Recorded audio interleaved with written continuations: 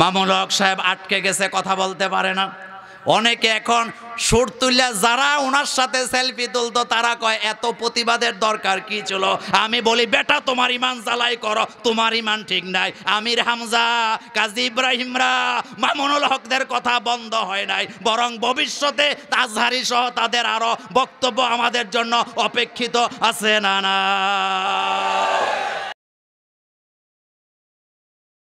সকলে পড়েন আলহামদুলিল্লাহ। রব্বানা লাকাল হামদ হামদান কাসীরান তাইয়িবান মুবারাকান ফীহি। প্রশংসা করলাম কার? লাভ হয়েছে কার? আমাদের। আলহামদুলিল্লাহ পড়েন। আল্লাহ যেন আমাদের সকল গুনাহ মাফ করে দেন। আল্লাহ যেন আমাদের সকলকে জান্নাতি হিসাবে কবুল করেন। আজকের এই মাহফিলটি যেন আল্লাহ 16 আনায় কবুল করেন।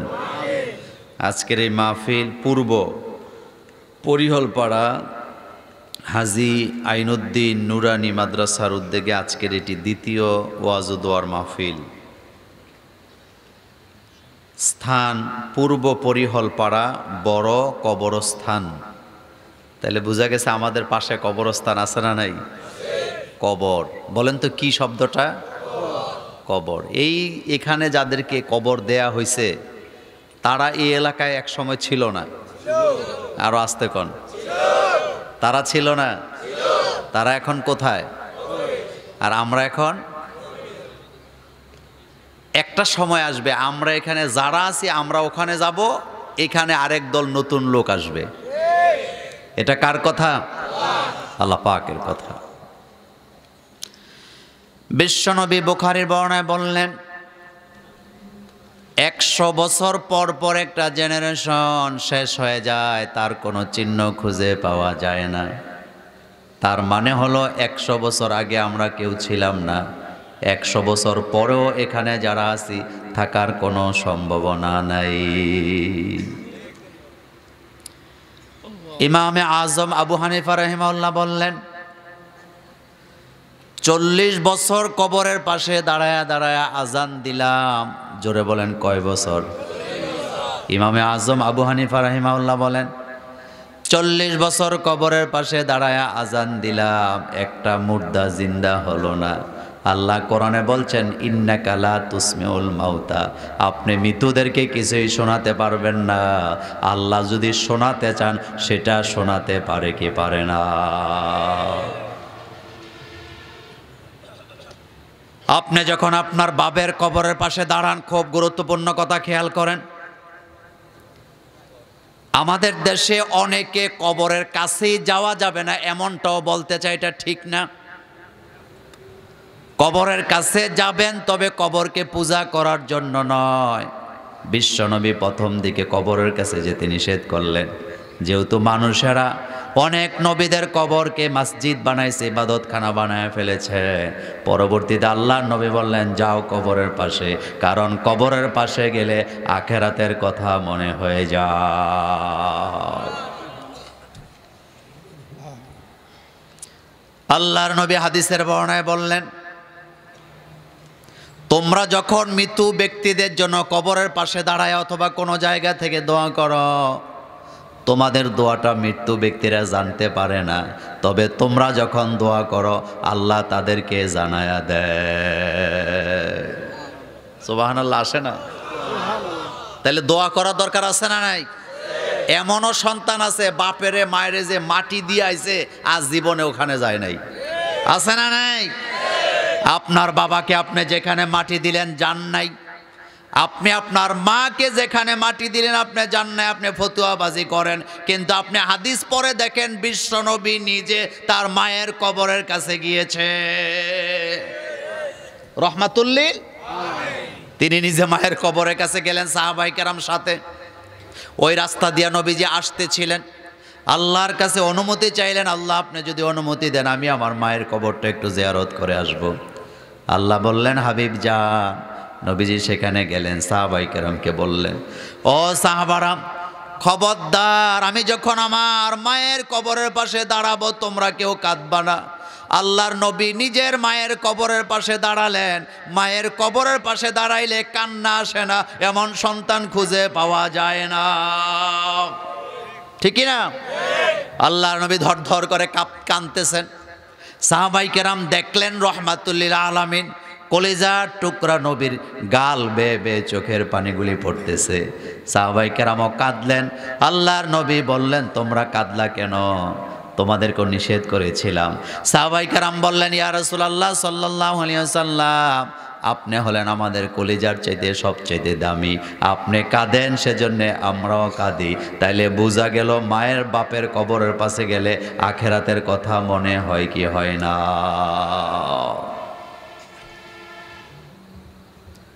কবর পূজা যারা করে তারা মানবতার শত্রু, ইসলামের শত্রু, ইসলামের বিধানেরও তারা শত্রু।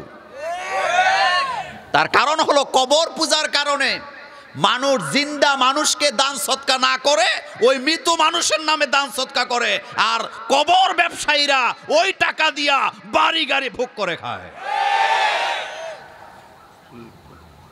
কথা কি বুঝাইতে পারলাম? তাহলে কবরবাসীদের জন্য দোয়া আছে না নাই? আম্মা জান আয়েশা সিদ্দিকা রাদিয়াল্লাহু তাআলা আনহা বিশ্ব নবীকে জিজ্ঞেস করলেন, আমি যখন কবরের পাশে যাব তখন কি বলবো? এটা বুখারীর হাদিস। আল্লাহর নবী বললেন, তুমি তাদের জন্য দোয়া করবা, তাদের জন্য দোয়া চাইবা, সালাম দিবা। আমরা যখন কবরের পাশে যাই আমরা সালাম দেই কি দেই না? সালামটা দেন তো একটু। আসসালামু আলাইকুম ইয়া আহলাল কবর। আমরা দোয়া করছি, আল্লাহ অত্র অঞ্চলের সকল কবরের আযাব মাফ করে দাও। বাপ মায়ের কবরের পাশে দাঁড়াবেন আর দোয়া করবেন, রব্বির হামহুমা কামা রব্বায়ানি সগীরা। পড়েন, রব্বির হামহুমা কামা রব্বায়ানি। একটা গাবি গরু বাঁধা ছিল কবরের পাশে, গরুটা দড়ি ছিঁড়ে চলে গেলেন। আল্লাহর নবী বললেন, প্রাণীকুলেরা কবরের আযাব দেখতে পায়, এই জন্য কবরের পাশে যখনই যাবেন কবরবাসীদের জন্য আমাদের দোয়া করার দরকার আছে না নাই? এই ব্যাপারে শেষ কথা বলে দিয়ে যে আপনি অনেক দামাগি, আপনি অনেক ফতুয়াবাজ, মা বাপের কবরের কাছে আপনি যেতে চান না, দোয়া করতে চান না। আপনি লিখে রাখেন, আপনি যদি মরে যান আপনার সন্তানেরাও কোনোদিন আপনার কবরের পাশে দোয়া করবে না। আমার বাবাকে আমি দেখেছি, ঈদের নামাজ পড়ে দেরি করতেন না, সবাইকে বলতেন চলো কবরস্থানে যাই। আমি আমার বাচ্চাকে নিয়ে কবরের পাশে যাই। আমি বিশ্বাস করি আমি যেদিন চলে যাব আমার সন্তান আবার আমার নাতিদেরকে নিয়ে আমার কবরে দোয়া করার সম্ভাবনা আছে না নাই? তবে আমরা কবরের পাশে যাই, কবরওয়ালার কাছে কিছু চাই না, বরং কবরওয়ালারে কিছু দেই। সুবহানাল্লাহ।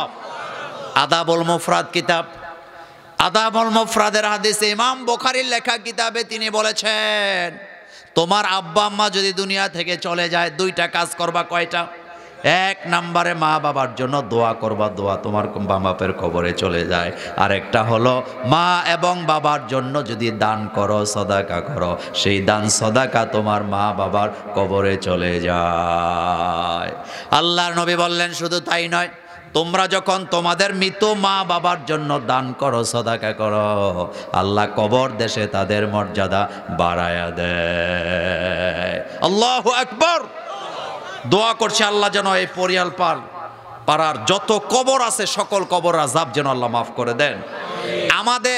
আমাদের পরে নেক্সট জেনারেশন যারা আসবে তারাও যেন এইভাবে তাফসির মাহফিল করে আমাদের জন্য দোয়ার আয়োজন করতে পারে। আল্লাহ তৌফিক দান করুক, আমরা বলি আমিন। আমার বন্ধুগণ, আমি তো লম্বা কথা বলি না, আপনারা জানেন। আমি কয়েকটি পয়েন্টে আজকে কথা বলবো ইনশাআল্লাহ। লা ইলমা লানা ইল্লা মা আল্লামতানা। আমাদের কাছে কোনো জ্ঞান নাই, আমরা জ্ঞান পাই কার কাছ থেকে? একটু সবাই বলেন, রব্বি জিদনি ইলমা, রব্বি জিদনি ইলমা। দুটি কাজ করবেন, কোনো কিছু যদি মনে না থাকে। কয়টা কাজ? দুইটা কাজ করবেন। আমাদের দেশে কেউ যখন কোনো কিছু ভুলে যায়, দোয়া টোয়া পড়ে না, কয় হ্যাঁ ভুলে গেছি, হ্যাঁ এটা নাই। আপনি যখন কোনো শব্দ কোনো কিছু মনে করতে পারবেন না, কয়েকবার সুবহানাল্লাহ সুবহানাল্লাহ সুবহানাল্লাহ বলবেন, আল্লাহ আপনাকে সেটা মনে করায়া দিবে। আরেকটা হলো বলবেন রব্বি জিদনি, সবাই রব্বি জিদনি। ছোট ছোট বাচ্চা যারা লেখাপড়া করো, একটা কবিতা মুখস্থ করতে পারো না, একটা লাইন মুখস্থ করতে কষ্ট হয়, পড়তে বসার আগে তুমি অন্তত 7 বার পড়বা রব্বি জিদনি ইলমা। আল্লাহ তোমার অন্তরের ভিতরে এমন ভাবে এটা জমায়ে দিবে, মৃত্যু পর্যন্ত ভুলে যাবা না। তার বাস্তব প্রমাণ মাদ্রাসাগুলা কিগুলা দেখেন, কলেজ ভার্সিটিতে ভালো ভালো খাবার খায়, এরপরও ফার্স্ট ডিভিশনে ফেল মারে, আছে না নাই? আর আমার হেফজখানার ছেলেগুলা আলুর ভর্তা খায়, ডাল খায়। কথা কি ঠিক বললাম? কি খায়? আলুর ভর্তা খায়, ডাল খায়।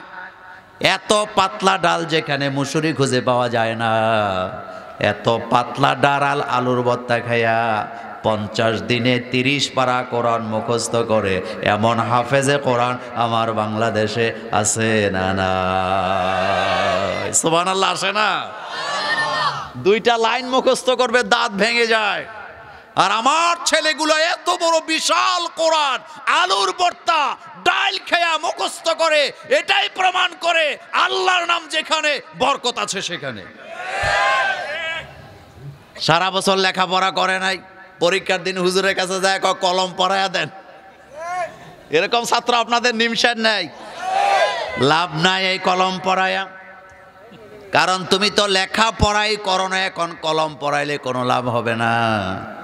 বরং যে পিসাবরে দিয়া কলম পড়াবা, ওই পিসাবের বদনাম হওয়ার সম্ভাবনা আছে না? নাই।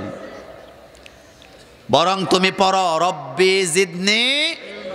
আবার বিশ্বনবীকে আল্লাহ বলেন, আপনি পরীক্ষা দিছেন, পরীক্ষাটা শুধু আপনি দিছেন, পাশ করাইছে কে? মা রমাইতা। পড়েন, মা রমাইতা ইজ রমাইতা ওয়ালাকিন্নাল্লাহ রমা। আপনি শুধু বালিগুলি হাত নিয়ে মেরেছিলেন, আপনি মারছেন, আপনার দায়িত্ব শেষ। কাফেরদের চোখের ভিতরে বালিগুলা ঢুকায়া আপনাকে আমি আল্লাহ পাশ করায়া দিছি। সুবহানাল্লাহ। তাহলে পড়ালেখা আগে না কলম পড়া আগে? এত আসতে বললে হবে না, পড়ালেখা আগে না কলম পড়া আগে? তবে কলম যদি পড়াও, লেখাপড়া না কইরা তোমার নিজের কোনো লাভ হবে না, বরং যাকে দিয়া পড়াইবা অন্তত 20 টাকা পাওয়ার সম্ভাবনা আছে না? না, আমরা হুজুরও সালাক কম না, কোনো কিছুতে হাদিয়া দিয়া আপনি দিছেন, আমরা কি দেখা ঢুকাই না? না দেখা কথা কয় না, দেখা না, না দেখা। আমার সভাপতিকে এখন দেখা ঢুকায়। আল্লাহ যেন আমাদেরকে মাফ করেন, আমরা বলি আমিন। আল্লাহ যেন কবুল করে, আমরা বলি আমিন। তাহলে ছাত্রদের জন্য এই গুরুত্বপূর্ণ পয়েন্টটা থাকলো, পড়ালেখা আগে না কলম পড়া আগে? আস্তে আস্তে কয়, পড়ালেখা আগে না কলম আগে? আগে পড়ালেখা করবা, তারপরে কলমটা পড়ায় নিবা। তবে একটা কলম লইয়া পরীক্ষার হলে যাইও না, তাহলে বিপদ আছে না নাই? কলম রাখবা একাধিক, কলমের ক্ষমতাও একাধিক। এই জন্য আল্লাহ রাব্বুল আলামিন কলম এত গুরুত্বপূর্ণ। 114 সূরার ভিতরে কলমের নামেও একটা সূরা আছে না? না, সুবহানাল্লাহ, আসে না? তাহলে কলম দরকার আছে না নাই? এক বেড়ারে দেখলাম কলম একটা পকেটে থাকে, দলিল করতে গেছে, হাত আগায় দিছে। কি দিছে? এটা দিয়ে কি দেয়? কথা আসতে কয়। আল্লাহর বানানো জিনিস নকল করা যায়? সিগনেচার নকল হয় কিন্তু টিপসই, কারণ এটা বানাইছে কে? সুবহানাল্লাহ, আসে না? আমি বললাম ভাইজান কলম তো একটা পকেটেই থাকে, এখন আবার হাত বাড়ান কেন? কয় হুজুর লেখাপড়া জানি না। কলমটা পকেটে থাকলে মনে করে মানুষেরা আমি বড় শিক্ষিত। এক বেচারা নাকি পত্রিকা পড়তে জানে না, বাসে উঠতে একটু ভাবসাব লাগে না, পত্রিকা একটা কিন্না উল্টা ধরে আছে। আর এক কলেজের ছেলে কয় ভাইজান পত্রিকা পড়েন ভালো কথা, উল্টা কে কয় বুঝবা না, ছবি চাইতেছি। কি চাইতেছে? এরকমের শিক্ষিত হওয়ার দরকার নাই। নিজের অস্তিত্বকে লুকানুকি নাই শরীয়তে পারমিশনে, আপনি যা আছেন তা। কিছু লোক আছে, মাইন্ড করেন না, ছেলেটা এমএ পাস করে ফেলছে, বাপটা রিক্সা চালায়, এখন আর বাপের পরিচয় দেয় না। কথা আসতে বলেন কেন? আল্লাহর নবী বলেছেন, মান অদ্দা গায়রি আবি হারামাল্লাহুল জান্নাহ, যারা নিজের বাপের পরিচয় গোপন করে তারা আল্লাহর জান্নাতে যেতে পারবে না। বিশ্বনবীর একজন পালক পুত্র ছিল। জোরে বলেন, কি পুত্র? আচ্ছা, আপনারা অনেক আলেম ওলামা আছেন, মুরব্বীরা আছেন, কোরআনুল কারিমে কি কোনো সাহাবার নাম আছে? নবীদের নাম আছে না নাই? কয়জন নবীর নাম আছে? 25 জন। কয়জন? কিন্তু সাহাবাদের নাম, হ্যাঁ, আবু বকরের নাম আছে, কথা বলতে হবে। ওমরের নাম আছে, ওসমানের নাম আছে, আলীর নাম আছে না? কোনো সাহাবার নাম নাই। কিন্তু বিশ্বনবীর পালক পুত্র জায়েদের নাম কোরআনে আছে না? না, এইটা এখন মনে হয়েছে।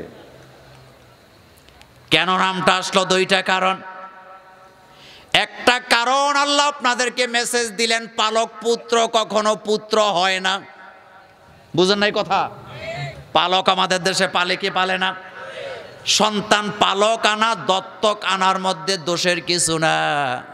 আপনি তাকে লালন পালন করবেন, বড় করবেন, কিন্তু খবরদার পালক পুত্রের নামে সম্পত্তি লিখে দেওয়া যাবে না।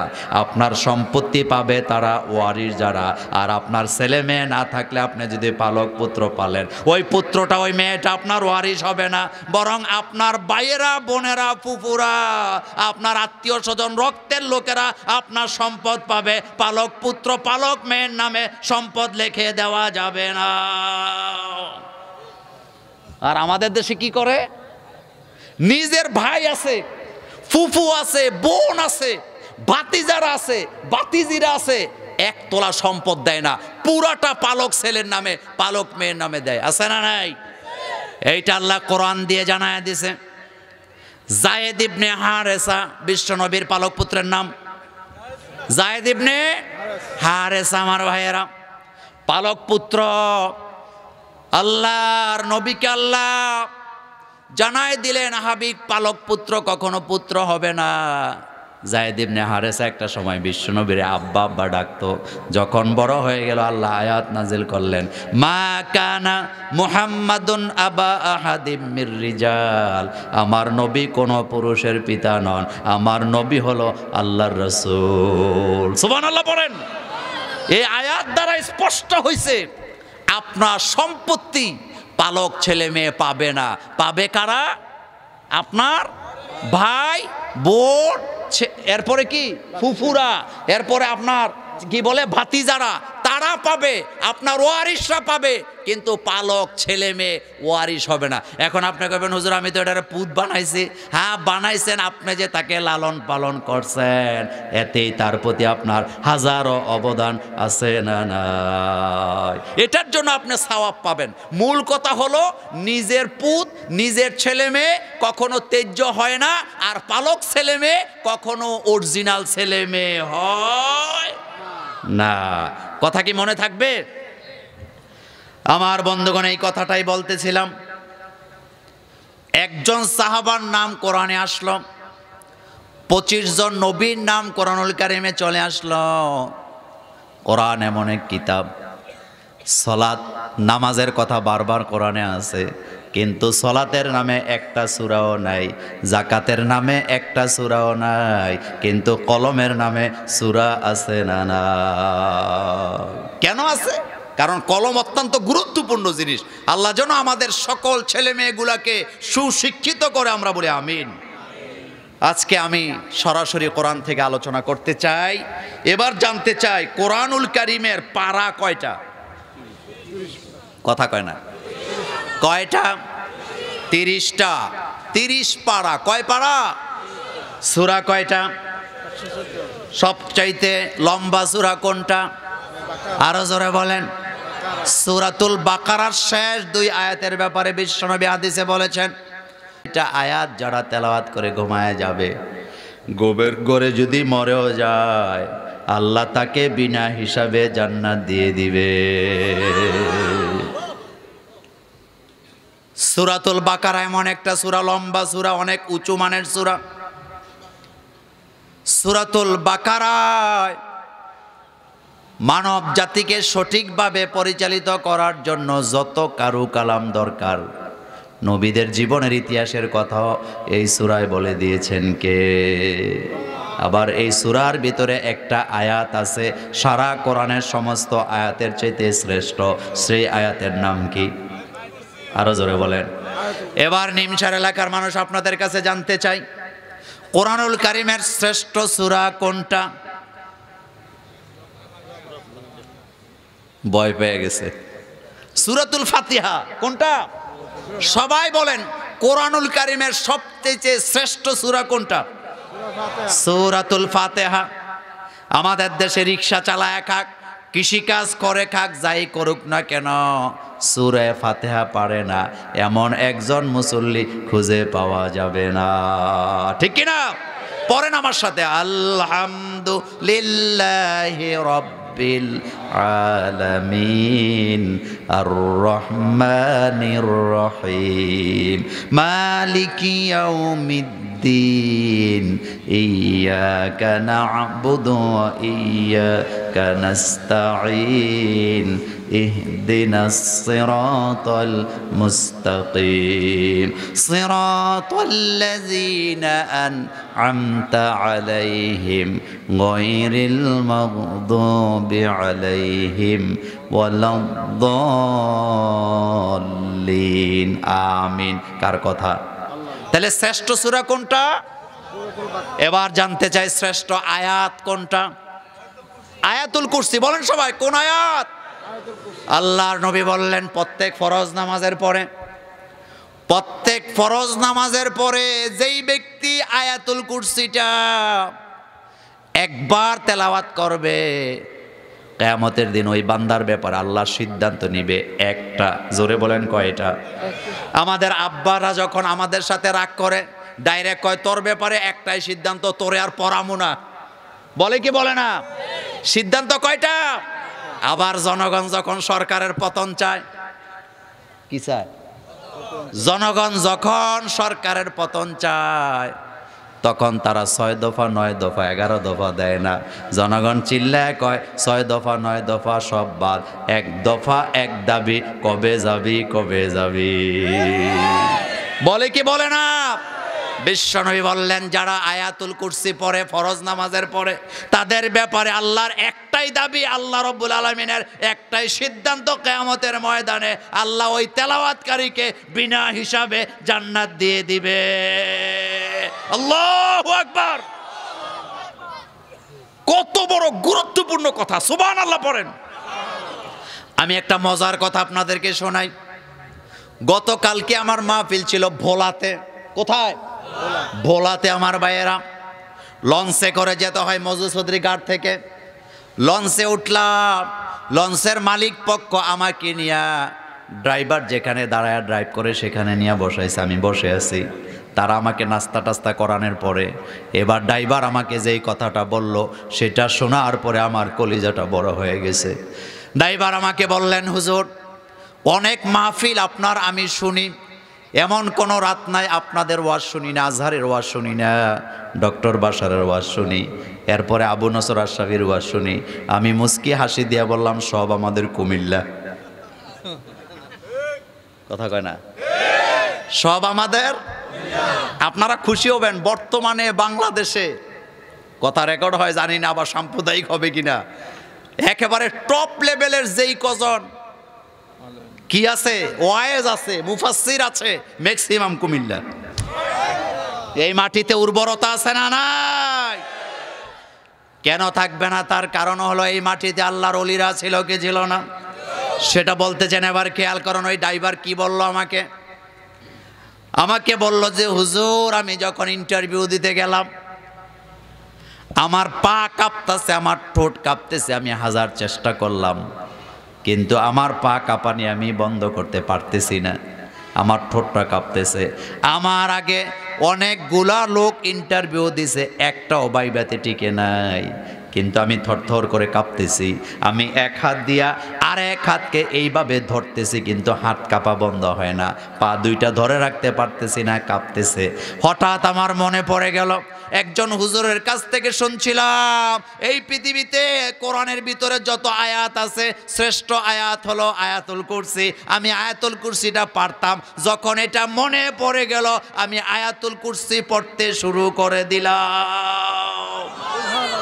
একজন ড্রাইভার বলতেছে, লঞ্চের কি আমার ভাইয়েরা কালকের কথা শোনাইতেছি।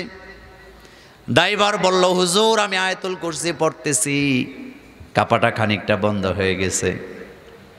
মনে মনে বললাম, আল্লাহ শ্রেষ্ঠ আয়াতটাই তো তেলাওয়াত করছি, তুমি দয়া করে আমার প্রতি রহম করো, বরকত দাও। কয় হুজুর আমি যখন গেলাম আমার আগের লোকদেরকে 10টা 5টা এমনকি 12টা পর্যন্ত প্রশ্ন করছে, কিন্তু আমি সেখানে যাওয়ার পরে মাত্র একটা প্রশ্ন করছে, জবাব দিলাম। ওনারা হাসি দিয়া কয় চলে যান, আসতে পারেন, আপনার চাকরি হয়ে গেছে। সুবহানাল্লাহ বাজ্যে কইেন। কোরআনুল কারীমের শ্রেষ্ঠ আয়াতের নাম আয়াতুল কুরসি। পড়ার দরকার আছে না নাই? একজন সাহাবা বললেন, হুজুর আমার বাড়িতে চুরি হয়। কি হয়? আল্লাহর নবী বললেন, যাও তুমি আয়াতুল কুরসি পড়ে ঘুমাবা। সাহাবা বলেন, যেদিন থেকে আয়াতুল কুরসি পড়ে ঘুমাই আমার বাড়িতে চুরি বন্ধ হয়ে গেছে। সুবহানাল্লাহ আসে না? আল্লাহর নবী আরেক হাদিসে বললেন, আয়াতুল কুরসি এমন এক আয়াত, রাতের বেলা ঘুমাতে যায়া যদি আয়াতুল কুরসি তেলাওয়াত করে ঘুমায় যাও, দুষ্ট কোনো জিন অথবা শয়তান ঘুমের ভিতরে তোমাকে আক্রমণ করতে পারবে না। মানুষ যখন ঘুমায় দুষ্ট জিন তার উপরে আসর করে কি করে না? আমাদের দেশে বলে বোবায় ধরছে, আপনাদের এদিকে কি কয়? কথা বলে না? বোবায় ধরলে লড়াচড়া করা যায়? একাধিকবার আমাকে ওই রকম ধরছে। ছাত্র জীবনের কথা বলি, আমার সাথে এক ছেলে পড়তো, একই রুমমেট, প্রতিদিন ঘুমের ভিতরে চিল্লান দিত। জিজ্ঞেস করতাম, কয় হঠাৎ হাত পা কি হয়ে গেছে, অবশ হয়ে গেছে, কথা বলতে পারি না, নড়তে পারি না, এরকমের অনেকের হয় কি হয় না? যাই হোক, বলতেছিলাম আয়াতুল কুরসি এমন একটি আয়াত, আপনি তেলাওয়াত করে ঘুমাবেন, দুষ্ট জিন আপনার উপরে আক্রমণ করতে পারবে না। আল্লাহ যেন হেফাজত করে, আমরা বলি আমিন। তা আজকে আমি সূরাতুল বাকারার 30 নম্বর আয়াত থেকে কথা বলবো, তবে বেশি নয়, 3টি পয়েন্ট আমরা এখান থেকে আবিষ্কার করব ইনশাআল্লাহ। আমার সাথে যারা পড়েন পারবেন, যারা তারা আমার সাথে ঠোঁট মিলাবেন। আউযু বিল্লাহি মিনাশ শাইতানির রাজিম, বিসমিল্লাহির রহমানির রহিম। ওয়া ইযা ক্বালা রাব্বুকা লিল মালাইকাতি ইন্নী জাইলুম ফিল আরদি খলিফা ক্বালু আতাজআলু ফিহা মান ইউফসিদু ফিহা ওয়া ইয়াসফিকুদ দিমাআ ওয়া নাহনু নুসাব্বিহু বিহামদিকা ওয়া নুকদ্দিসু লাক ক্বালা ইন্নী আ'লামু মা লা তা'লামুন। একটু জবাব দেন, কেউ যেটা জানে না সেটা জানে কে? কেউ যেটা দিতে পারে না সেটা দেন কে? কেউ যেটা করে না সেটা করেন কে? কেউ যেটা কল্পনাও করেন না সেটাকে বাস্তব করেন কে? এই পৃথিবীর মানুষগুলা বর্তমানে কোভিড-19 করোনায় আক্রান্ত। অনেক দেশ টিকা আবিষ্কার করছে আমার ভাইয়েরা, টিকা আবিষ্কার করে অনেকে মুছে তেল দেওয়া শুরু করছে। আর কোনো টেনশন নাই, আর কোনো টেনশন নাই। টিকা দেবো, নিরাপদে থাকবো। আমার ভাইয়েরা ওই ওয়াজ আজকে করবো না, একটা কথা বলে দিয়ে যাই। টিকা দিবেন, নিরাপদে থাকবেন কেমনে? বরং আল্লাহর আযাব অত্যাধুনিকভাবে আছে না নাই? পৃথিবীর বিশ্ব স্বাস্থ্য সংস্থা এখন ঘুম নাই রাতের বেলা তাদের গবেষক যারা আছে সকল আর ছুটি বাতিল, গবেষণা করতে থাকো।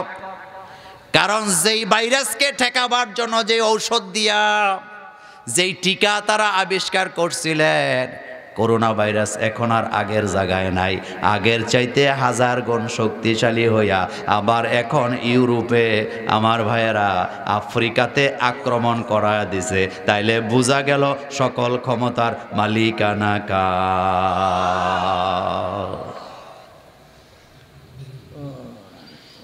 আমার ভাইয়েরা বর্তমানে সারা বিশ্ব জুড়ে ত্রাসের সঞ্চার করেছে এমন একটা করোনা ভাইরাস, একটি নতুন ভাইরাসের ভেরিয়েন্ট ওমিক্রন। কি বললাম? সবাই বলতে হবে কি নাম? তারা বলল আগে যে করোনা আমরা ধরছিল, প্রথম দিকের করোনা আর এই করোনার মধ্যে শক্তির সম্পর্কটা, পার্থক্যটা হলো 1000 গুণ। এখন যেটা আক্রান্ত করে এটার টিকা এখন হাতে নাই, এটা নিয়ে সারা বিশ্ববাসী চিন্তিত।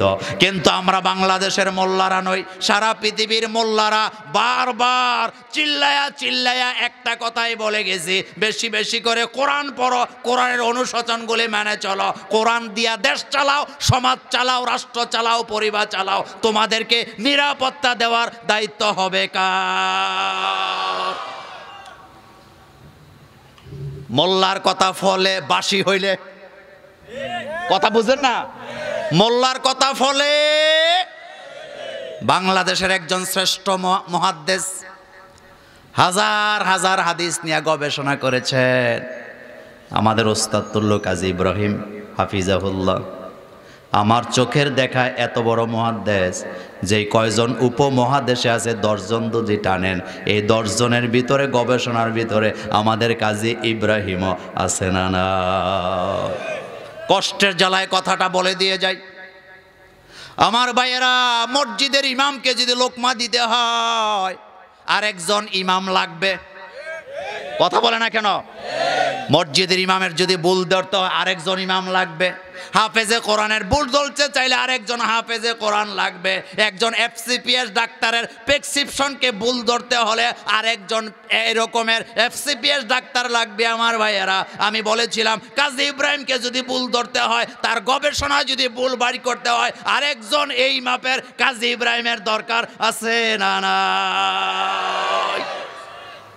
বোম মারলে বিসমিল্লাহ বাইর না, হেবাটা গেছে কাজী ইব্রাহিমের লগে জিজ্ঞাসাবাদ করবে উনি কি বলছে।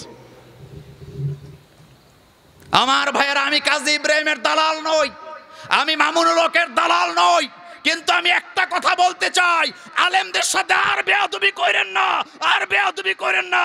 বাংলাদেশের 18 কোটি মানুষ আলেমদের কারণে নিরাপদে আছে। কত শক্তিধর দেশ, টেনশনে ঘুম নাই, নতুন নতুন করে ভাইরাস আসে, আর আমার বাংলাদেশের মানুষ মাস্ক পরে না, এরপরও নিরাপদে আছে না নাই? এই মাহফিলে গত বছর বলেছিলাম যে করোনা আসছে, এটা আল্লাহর গজব, গজব থেকে বাঁচতে হলে আল্লাহর কাছে ধন্না দিতে হবে, পৃথিবীর কেউ বাঁচাতে পারবে না। আমাদেরকে নবী, আমাদের পয়গাম্বরেরা শিখায় গেছেন। হযরতে ইউনূস আলাইহিস সালাম মহাসমুদ্রে মাছের পেটে চলে গেলেন, ওই মাছটা তাকে গিলে ফেললো, ওই মাছটার আবার আরেকটা মাছে গিল্লা ফেললো। মাছ হয়েছে কয়টা? আরো জোরে বলেন। আর অন্ধকার হয়েছে 4টা। জোরে বলেন কয়টা? একটা মাছের পেটে আরেকটা মাছ, এটার ভিতরে উনি। পানির নিচের অন্ধকার, রাতের অন্ধকার। ইউনূস আলাইহিস সালাম জানতেন এখান থেকে পৃথিবীর কোন ইথারের মাধ্যমে আমি কারো কাছে সহযোগিতা চাইতে পারবো না, চাইলেও কেউ আমার শুনবে না, আমার ডাকে সাড়াও দিবে না। তিনি জানেন আকাশ আর জমিনের মালিক যিনি, তিনি ঘুমায় না, বেখবর নন, সকল কিছুর খবর আমার রবের কাছে আছে না না। এই জন্য দুনিয়ার কোন সিকিউরিটি গার্ডকে তিনি তলব করেন নাই, কোন সেনাবাহিনীকে তলব করে নাই। হযরত ইউনূস আলাইহিস সালাম আল্লাহকে তলব করে বললেন, লা ইলাহা ইল্লা আনতা সুবহানাকা ইন্নী কুনতু মিনাজ জালিমিন। পড়ুন সবাই, লা ইলাহা ইল্লা আনতা সুবহানাকা ইন্নী কুনতু মিনাজ জালিমিন। আল্লাহ বলেন, আমি আমার ইউনূসের ডাক শুনলাম, শুধু শুনি নাই, আমার ইউনূস যখন আমাকে ডাকলেন আমি তার ডাকে সাড়া দিয়ে দিলাম। আমার মুসলমান ভাইয়েরা একটা জিনিস বলে দিয়ে যাই, আমাদের বাংলাদেশে প্রত্যেকটা মসজিদে আজান হয় কয় বেলা? কয় বেলা? বাংলাদেশে মসজিদ আছে 7 লাখ। কয় লাখ? এই কথাটার জবাব দেন, কয় লাখ? বাংলাদেশে মসজিদ আছে 7 লাখ। একটা মসজিদে আজান হয় 5 বেলা, তাইলে 7 লক্ষ মসজিদে প্রতিদিন আজান হয় কয় বেলা? 35। এখনো সুবহানাল্লাহ মুখ দিয়ে আয় না বাঙালি। 7 লক্ষ মসজিদে 5 বার আজান, 35 লক্ষ বার আজান দেওয়া হয়। আমরা যখন মুসলমানেরা বিপদে পড়ে যাই, তুফানে পড়ে যাই, আমরা যখন মহামারীতে পড়ে যাই, আমরা আজান দেই। আমার ভাইয়েরা একটা কথা বলে দিয়ে যায়, যেই দেশে প্রতিদিন 35 লক্ষ বার আজান হয় সেই দেশে গজব আসবে ঠিক, কিন্তু এই উম্মতকে আল্লাহ নিশ্চিহ্ন করবে না। এই বিশ্বাস আমাদের আছে না নাই? অবশ্যই আছে, 100-এ 100 আছে। আমার ভাইয়েরা, যেই দেশগুলা ইউরোপের মাস্ক পরা বিরতি দিছিল, গতকালকের থেকে তারা আবার ঘোষণা দিছে মাস্ক বাধ্যতামূলক, বের হতে পারবা না। আমি ওই কথা বাহাবা নেওয়ার জন্য বলছি না, আমাদের আলেমদেরকে আমরা শত্রু মনে করি। আমি বলি, বাবারে ভাইরে, দুনিয়ার মানুষেরা যদি বিপদ থেকে বাঁচতে চাও, আল্লাহ ছাড়া কেউ তোমাকে বিপদ থেকে বাঁচাতে পারবে না। পারবে নাকি? আল্লাহ কোরআনুল কারিমে বলেছেন, যখন বিপদে পড়ে, যখন সমুদ্রের মধ্যে ঢেউর মধ্যে পড়ে যায়, তখন কে আস্তিক আর কে সংশয়বাদী, কে মুসলিম আর কে অমুসলিম এটা থাকে না। প্রত্যেকের জবান থেকে একটা শব্দ বের হয়, আল্লাহ আল্লাহ আল্লাহ আল্লাহ।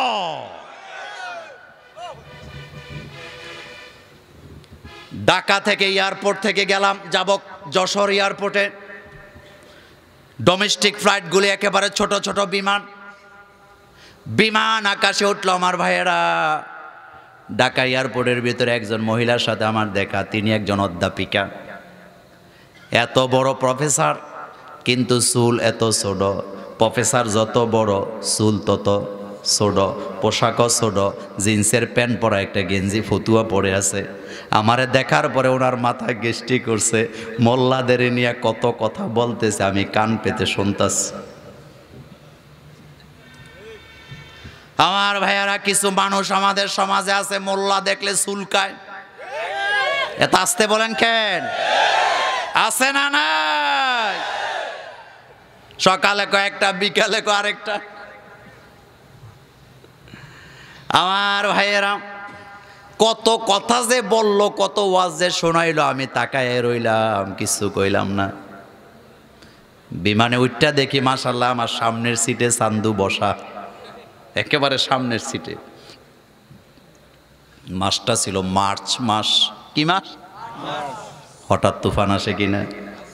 বিমান আকাশে উঠছে, যশোর বিমানবন্দরের কাছাকাছি গেছে। পাইলট ঘোষণা দিছে, যশোর তুফান হয়, বিমান নামবে না, এখন ঢাকা ফেরত যাওয়া লাগবে। আল্লাহর কসম, বাহাবা নেওয়ার জন্য নয় মুসলমান, আল্লাহর প্রতি বিশ্বাসটা আজকেই বাড়ায়া নেও, ঝালাই করো। তোমার কোনো কিছু ফেটে গেলে তুমি ঝালাই করো, কিন্তু তোমার ইমানটা যে কোন সময় ফেটে গেছে তোমার খবর নাই। আজকে জ্বালাই করে নিয়ে যাও।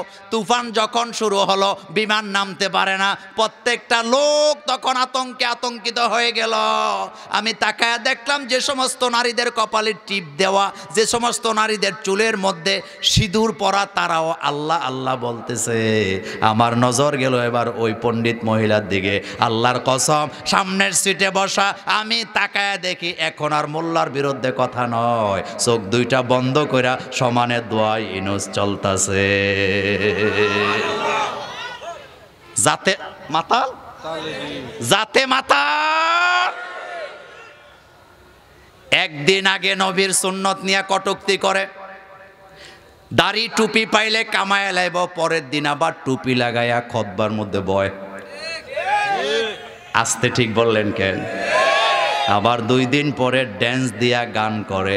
এগুলারে আমরা পাত্তা দেই না, তোদের গণার টাইম নাই, বরং এগুলা যে আদা পাগল এতে কোনো সন্দেহ না। খাপে খাপে মিলিয়ে নিবেন। ইমানটাকে ঝালাই করেন মুসলমান। ইমানটা যদি দুর্বল হয়ে থাকে আজকে জ্বালাই করেন, আজকে জ্বালাই করে নিয়ে যান। আমাদেরকে আল্লাহ ছাড়া কেউ বিপদ মুক্ত করতে পারে না, পারে না, পারে না, পারে না, পারবে না। আপনি কোন তালে আছেন? কার কাছে চান? হাত পা বেঁধে বসে আছেন, দোয়া ইনুস পড়তে থাকেন, আল্লাহ আপনার বিপদ দূর করে দেব। কার ওয়াদা? হযরতে ফাতেমা রাদিয়াল্লাহু তাআলা আনহা বিশ্ব নবীকে জিজ্ঞেস করলেন, ইয়া রাসূলুল্লাহ সাল্লাল্লাহু আলাইহি ওয়াসাল্লাম, আমি যখন বিপদে পড়ে যাই আমি কি করব? আল্লাহর নবী বললেন, নামাজে দাঁড়ায় যাও। সুবহানাল্লাহ আসে না? কোথায় দাঁড়ায় যাও? নামাজে দাঁড়াও, কাঁদো, আল্লাহর কাছে বলো, আল্লাহ ছাড়া বিপদ দূর করতে পারবে না। আমার ভাইয়ের একটা কথা মনে রাখবেন, চতুর্মুখী বিপদে যখন আপনি পড়ে যাবেন, জীবনে যাদের লাইফটা 40-50 বছর লম্বা হয়েছে, হিসাব মিলান। চতুর্মুখী বিপদ যখন হয়, বন্ধু কাছে পাওয়া যায় না, বান্ধব কাছে পাওয়া যায় না, নিজের রক্তের মানুষগুলা কাছে পাওয়া যায় না, এমনকি নিজের দোস্তকে বিবিকেও কাছে পাওয়া যায় না। একজনকেই তখন কাছে পাওয়া যায়, সেই একজনকে। বিপদে পড়ে দেখেন বিবিটাও পাশে পাবেন না। আমি চ্যালেঞ্জ করলাম। আমি মোল্লা নাজিম ওয়াজ করি, আমির হামজারা ওয়াজ করে, সবাই বাহাবা দেয়, ফেসবুকে লেখে, ছবি তুলে, সেলফি তুলে, মাশাআল্লাহ কত কথা। যুবক ভাইয়েরা লেখে ওমকে হক কথা বলে। বিশ্বাস করেন, আজকে যদি কোনো বিপদে পড়ি, কালকে আমার নিজের বউ বলবে, এত কথা বলার দরকার ছিল কি? বলবে না? কথা বলেন, বলবে না? মামুন হক সাহেব আটকে গেছে, কথা বলতে পারে না। অনেকে এখন সুর তুললে যারা ওনার সাথে সেলফি তুলতো তারা কয় এত প্রতিবাদের দরকার কি ছিল? আমি বলি, বেটা তোমার ইমান জ্বালাই করো, তোমার ইমান ঠিক নাই। আমির হামজা, কাজী ইব্রাহিমরা, মামুনুল হকদের কথা বন্ধ হয় নাই, বরং ভবিষ্যতে আজহারি সহ তাদের আরো বক্তব্য আমাদের জন্য অপেক্ষিত আছে। না না, টেনশনের কারণ নাই। যাদের কণ্ঠ আজকে বন্ধ, আমি আপনাদেরকে কোরআন সামনে নিয়ে গ্যারান্টি দিলাম, তাদের কণ্ঠে আপনাদের এলাকায় এলাকায়, ঘরে ঘরে কোরআনের দাওয়াত চলবে, চলবে, চলবে, চলবে ইনশাআল্লাহ। এ ওয়াদা কার? এ ওয়াদা কার? আল্লাহ পাকের। কারণ আলেমরা কথা বলে কার? তাহলে ইমান কি জ্বালাই করতে রাজি আছি? বিপদে মুসিবতে কার কাছে? যত বড় বিপদ আসুক ধৈর্য হারা হওয়া যাবে। আর যুবকরা নাকি ডিপ্রেশনে চলে যায়। ওই দিনও বলছিলাম, ভালো ছেলে লেখাপড়ায় ভালো, ভদ্র ছেলে লুকায় লুকায় প্রেম করে কয়দিন পরে সেকা খাইয়া রাস্তায় গাঞ্জা খাইয়া পড়ে থাকে। লোকেরা জিগাই, ছেলেটা তো ভালোই আছিল, এখন তার কি হয়েছে? কয় প্রেমে সেকা খাইয়া ডিপ্রেশনে গেছে। আমি কই, যুবক প্রেম করছো, সেকা খাইছো, ডিপ্রেশনে যাইও না, বরং নিজের জীবনটা কোরআন দিয়া ইসলাম দিয়া সাজাও, ভালোভাবে লেখাপড়া করো, প্রতিষ্ঠিত হও, মানুষের মতো মানুষ হও।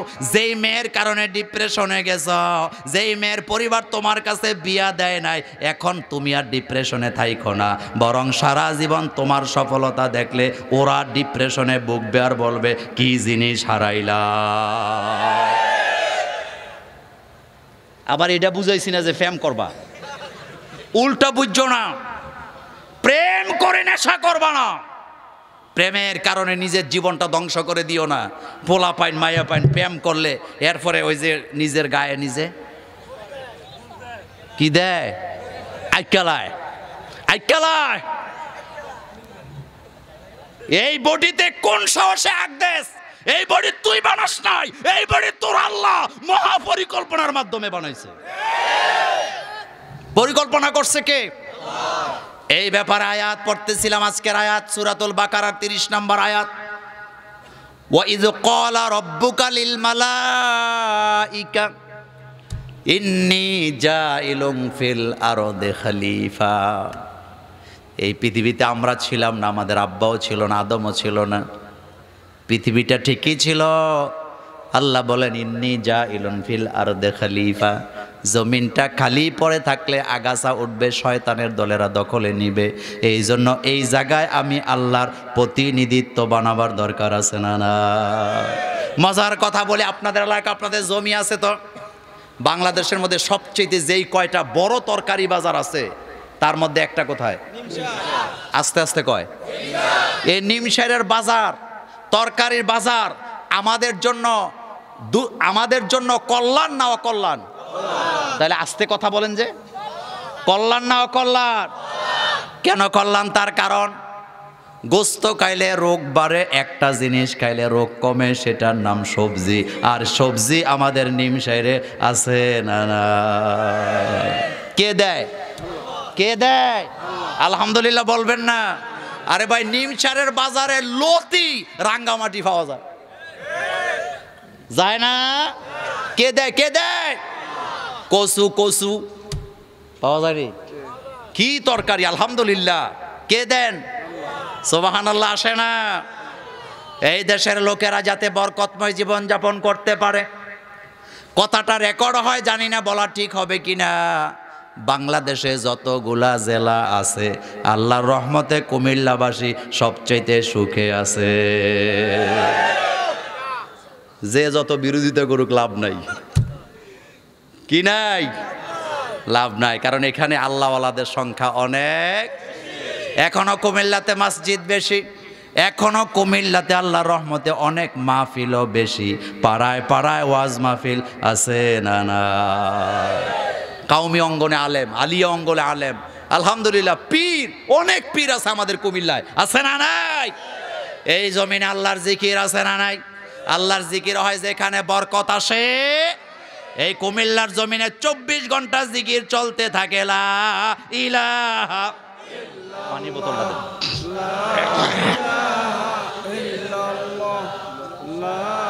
গ্লাস থাকবে না, খুলে দেন।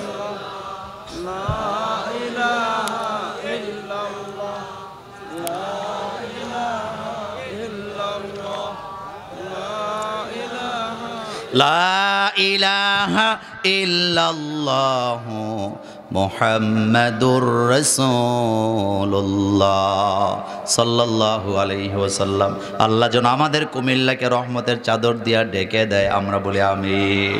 আল্লাহ যেন আমাদের বাংলাদেশটাকে রহমতের চাদর দিয়া ঢেকে দেন, আমরা বলি আমিন।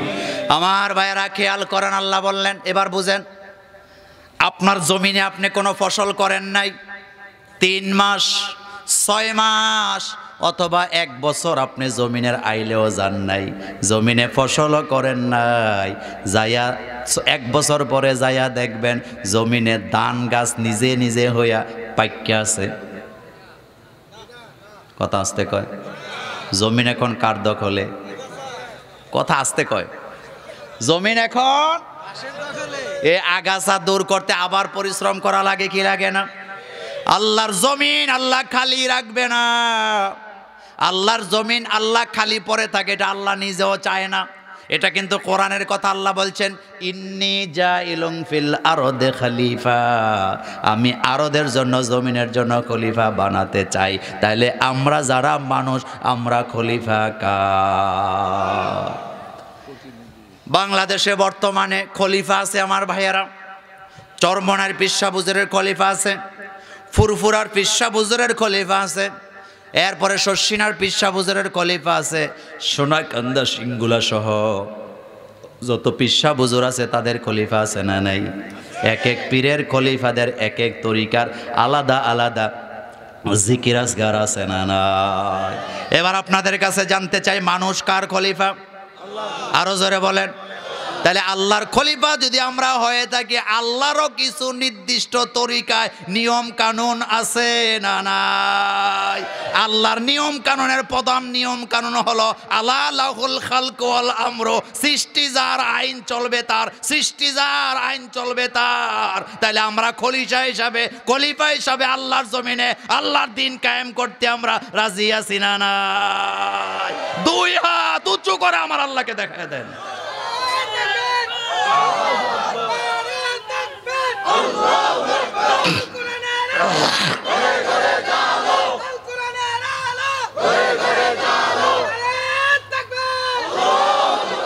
আমার ভাইয়ের, আমরা কার খলিফা?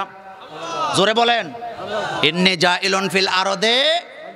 তবে আমি একটা কথা বলে দিয়ে যাই, যুবক যারা আছো, কিশোর যুবক কৈশোর বয়সের যারা আছো, তোমরা আল্লাহর খলিফা, তোমরা শয়তানের খলিফা নয়।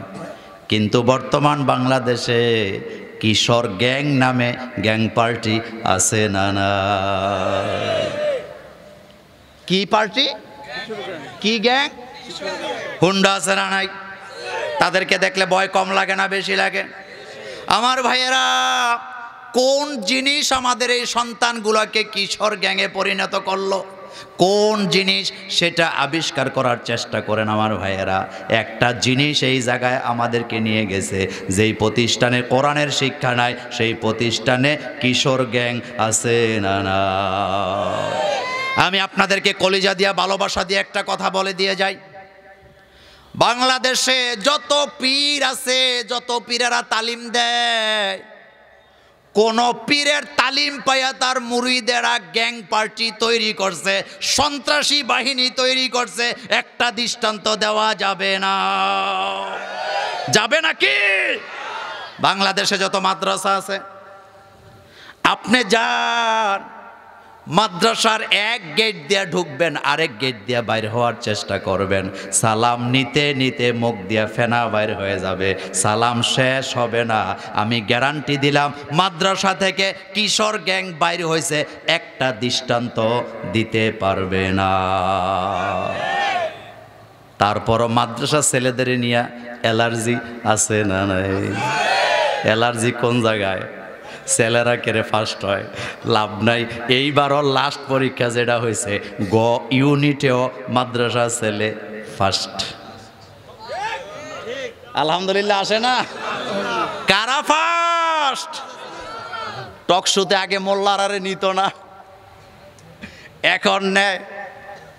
বুঝতে পারে নাই, প্রথম দৈরাই নিচে আমাদের একজন পীর খেত এনায়েতুল্লাহ আব্বাসী সাহেব রে। মনে মনে ভাবছিল পিসাব মানুষ, জুলুজি জানে না, রাষ্ট্রবিজ্ঞান জানে না। আমি বলি, বেটা চান্দু এমন জায়গায় ধরা খাইছ, কারণ কোরআনুল কারিমের ভিতরে যে রাষ্ট্রনীতি আছে, এই রাষ্ট্রনীতি পৃথিবীর কারো কাছে না। আছে নাকি? এনায়েতুল্লাহ আব্বাসী সাহেবরে নিচে টকশো করার জন্য এটা প্রথম ঘটনা। মনে করছে পিসা বুজুর মানুষ জানেটা কি, ডেমোক্রেসি জানে না। এরপরে আমার ভাইয়েরা আরো কত কিছু তারা বলল, এটা বুঝে না, রাষ্ট্রবিজ্ঞান বুঝে না, রাষ্ট্রনীতি বুঝে না। যারা নিজেদেরকে পণ্ডিত মনে করলো, এমন দরা খাইছে রে ভাই, দরা খাওয়ার পরে এখন কয় না বুঝে গেছি। কি বুঝে গেছে? ওই কথা বলা আমার উদ্দেশ্য না, আমি আসল কথাটা বলতে চাই আপনাদেরকে। আলেম ওলামারা জাতির শত্রু নয়, এই আলেমরা এত বুদ্ধি রাখে, এত জ্ঞান রাখে রাষ্ট্র পরিচালনা করার ব্যাপারে। আমি আজকের মাহফিল থেকে গ্যারান্টি দিলাম, বাংলাদেশে ডক্টর বাশারদের মতো যারা আছে, কাজী ইব্রাহিমদের মতো যারা আছে, মামুনুল হকদের মতো যারা আছে, এই টাইপের 40 জন আলেমকে যদি রাষ্ট্রের উপদেষ্টা বানানো হয়, বুদ্ধি দেওয়ার জন্য, জ্ঞান দেওয়ার জন্য বানানো হয়, আল্লাহর কসম এই দেশে শান্তি ফিরে আসবে, চুরি থাকবে না, রাহাজানি থাকবে না। কারণ এই আইডিয়া আল্লাহর কোরআনে আছে না? না, এটা কি রাজনীতির কথা? আপনি তাদের নেতা বানায়েন না, দরকার নাই, উপদেষ্টা বানান, তাদের থেকে বুদ্ধি নেন। কারণ আপনি দেখেন, নমরুদ সে ইসলামের দুশমন ছিল, কিন্তু সেই যুগের আহলে কিতাবদের কাছ থেকে সে বুদ্ধি নিত। কার কাছ থেকে? আহলে কিতাবদের কাছ থেকে কি নিত?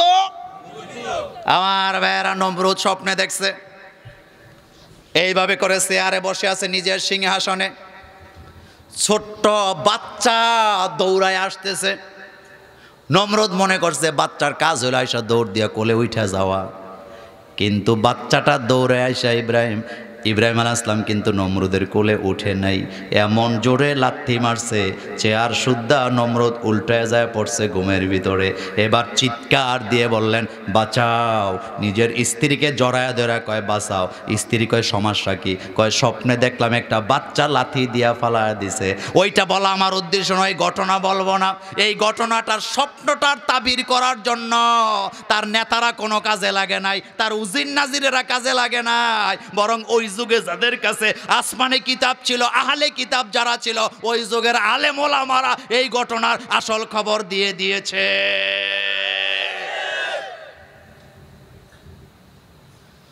চুরি বন্ধ হয় নাই, হবে না। আলেমদের কাছ থেকে বুদ্ধি নেন। আলেমদের কাছ থেকে বুদ্ধি নিলে বিপদে পড়বে তারা, কলমের খোসা দিয়া চুরি করে যারা। কারণ আলেমদেরকে যদি জিজ্ঞেস করা হয় চুরি বন্ধ করতে হলে কি করা দরকার, আলেমরা মুস্কি হাসি দিয়া কোরআন দেখায়া দিবে। হাসি দিয়া কোন কি দেখায় দিবে? আলেমরা বলবে এই কোরআনে আল্লাহ বলছে আস-সারিকু আস-সারিকাতু ফাকতাউ আইদিয়াহুমা, চোর পুরুষ হোক আর নারী হোক হাতটা কেটে দাও। হাজার হাজার চোরের হাত কাটা লাগবে না, একটা বড় চোরের হাত কাটলে বাকি বড় চোরগুলার বিবিরা তাদেরকে শিকল দিয়া ঘরে বান্ধা ফেলাইবে। এখন তো বউরা কয় সবাই চুরি করে, তুমিও করো, বিদেশে একটা বাড়ি লাগবে।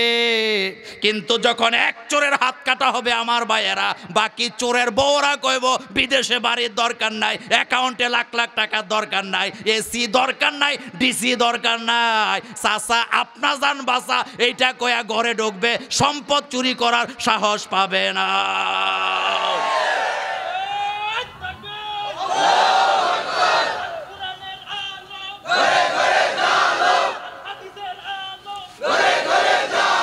আমরা কার খলিফা? আর আসতে বলেন আমরা কার খলিফা? আল্লাহর খলিফা হইয়া চুরি করে এটা মানায় না, বরং আল্লাহর খলিফারা আল্লাহর আইন মানাই লাগবে। চরমনারে হুজুর একজন খলিফা কুমিল্লাতে আছে।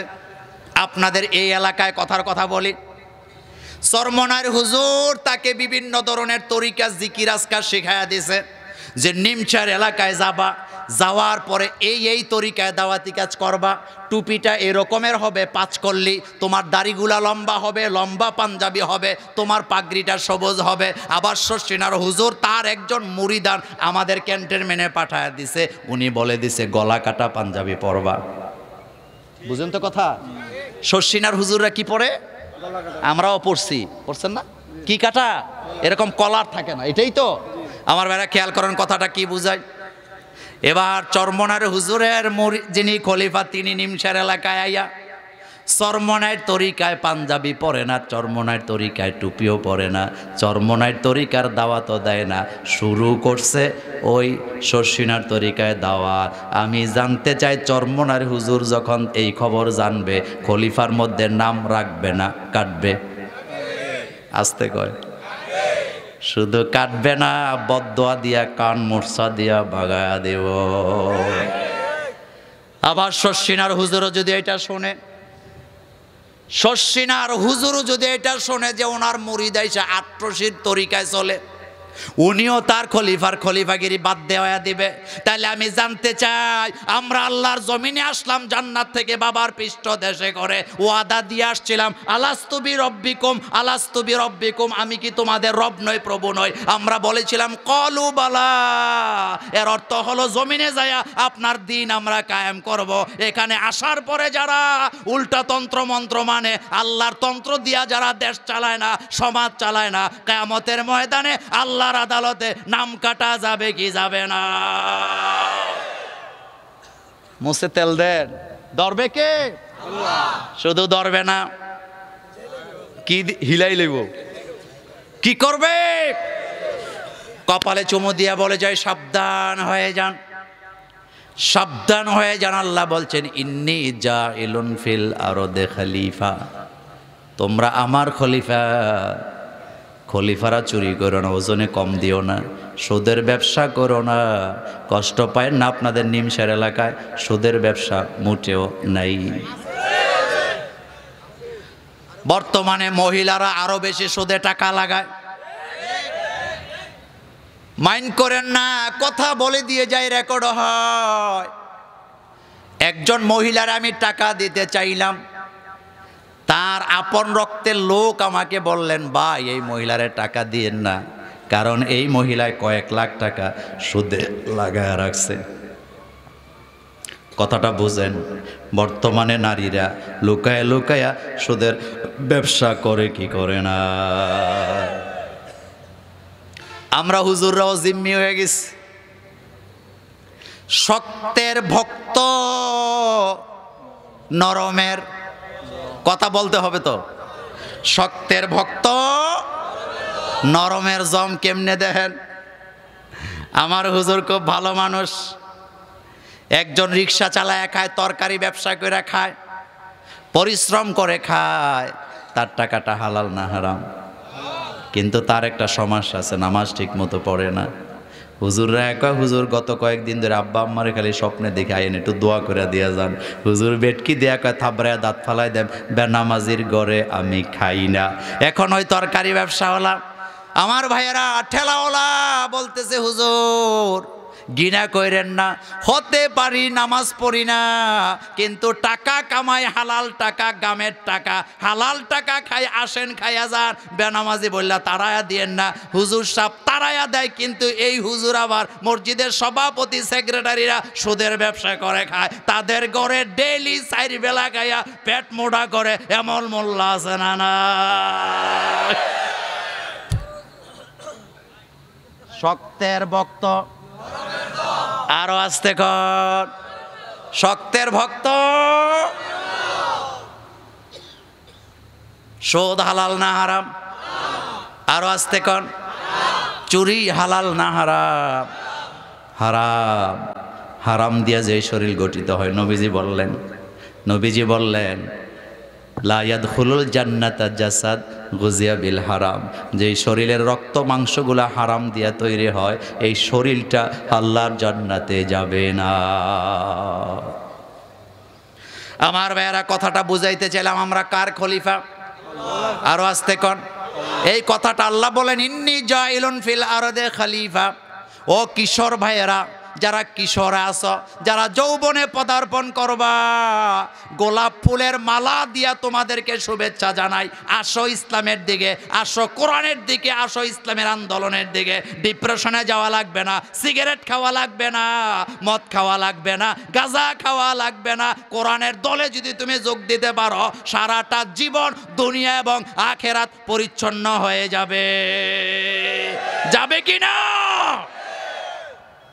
আর যদি না আসো, ওই যে হুন্ডা চালায় না, ইদানিং এবার হুন্ডারে কাঁপায়, দেখছেন তো আপনারা?